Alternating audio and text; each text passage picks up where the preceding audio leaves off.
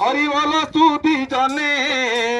ফসল বীমার কথা বখাণিবি যাহা অছি মোর মনে কালিয়া দেহ গলা কৃষি প্রধান ওড়িশা হইল বেশি চাষী পরিবার ପ୍ରତିବର୍ଷ ବନ୍ୟା ବାତ୍ୟା ମରୁଡ଼ିରେ ଫସଲ ଉଜୁଡ଼େ ତାର ମନବ ନାଗରିଲ ମନବ ନାଗରିଲ ଫସଲ ଉଜୁଡ଼େ ତାର ମନବ ନାଗରିଲ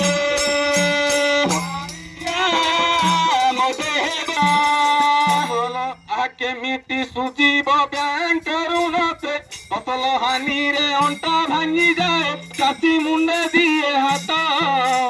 କେମିତି ସୁଝିବ ବ୍ୟାଙ୍କ ଋଣ ସେ ମନେ ସର୍ବଦା ଚିନ୍ତିତ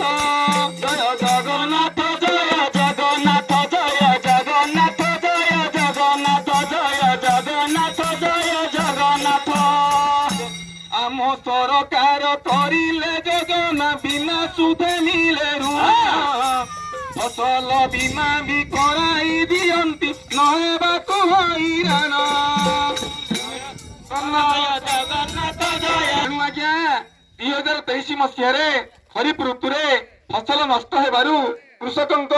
ଅଂଶ ବହନ କରିବା ନିଷ୍ପତ୍ତି ନେଲେ ସରକାର। ଆଗରୁ ଆଜ୍ଞା ଖରିଫ ଏବଂ ରବି ଋତୁ ପାଇଁ 1.5% ପ୍ରିମିୟମ ଆମକୁ ଦେବାକୁ ପଡୁଥିଲା ଓ କପା ଅଦା ହଳଦୀ ଫସଲ ପାଇଁ ମଧ୍ୟ 5% ପ୍ରିମିୟମ ଦେବାକୁ ପଡୁଥିଲା। ଏବେ ଆଜ୍ଞା କିଛି ବି ପ୍ରିମିୟମ ଦେବାକୁ ପଡୁନାହିଁ। ତେଣୁ ଆମ ସରକାର ବହୁତ କିଛି ନିଷ୍ପତ୍ତି ନେଇଛନ୍ତି।